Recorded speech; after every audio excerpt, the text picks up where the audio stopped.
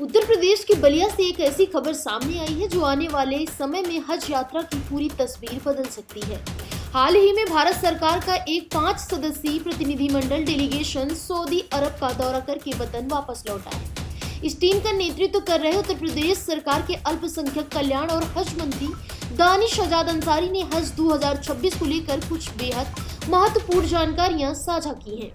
मंत्री दानिश आजाद अंसारी ने बताया कि 2026 की हज यात्रा पूरी तरह से डिजिटल और एआई पर आधारित होने वाली है।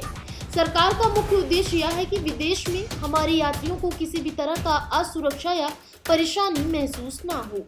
इस बार हज यात्रियों के लिए सबसे बड़ी सुविधा एक डिजिटल स्मार्ट वॉच या हैंड बैंड होगा।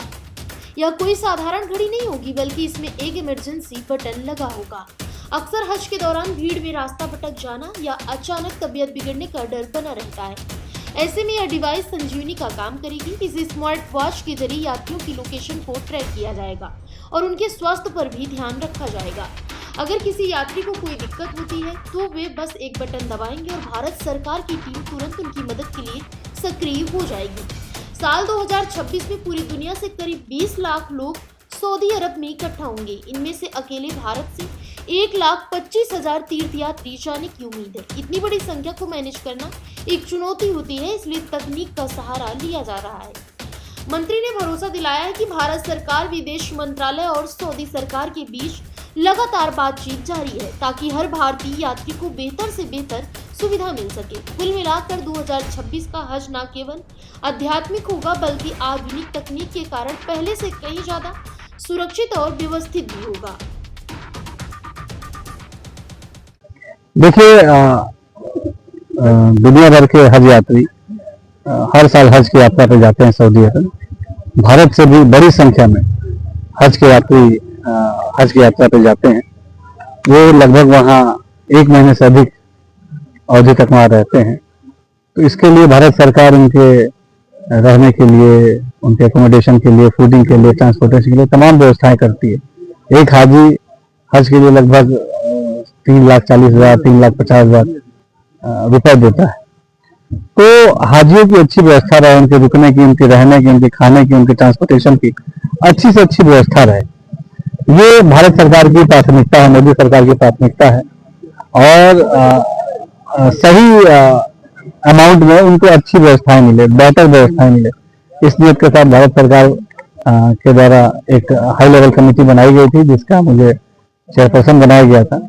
और मेरे लिए बहुत सौभाग्य की बात है कि मैं भारत सरकार की तरफ से सऊदी अरब गया, वहाँ के हेड अथॉरिटी से मिला, अधिकारियों से मिला और अच्छी से अच्छी व्यवस्थाएं हाजियों को मिल पाए, इसके लिए पूरी ईमानदारी से ग्राउंड लेवल पर वहाँ काम किया गया।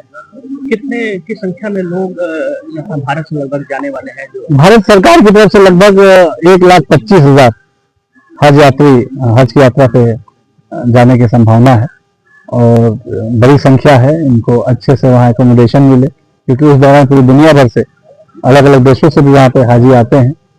तो अपने भारत के हाजियों को अच्छी व्यवस्था मिले, उनकी फ्लाइट अच्छी हो, ट्रांसपोर्टेशन अच्छा हो, रहने की जो व्यवस्था है वो व्यवस्थाएं अच्छी हो, खाने की व्यवस्था अच्छी हो, इन तमाम चीज़ों को ग्राउंड लेवल पे वहाँ पर हमने परखा और सही तरीके से तमाम चीज़ें हो, इसको सुनिश्चित किया गया।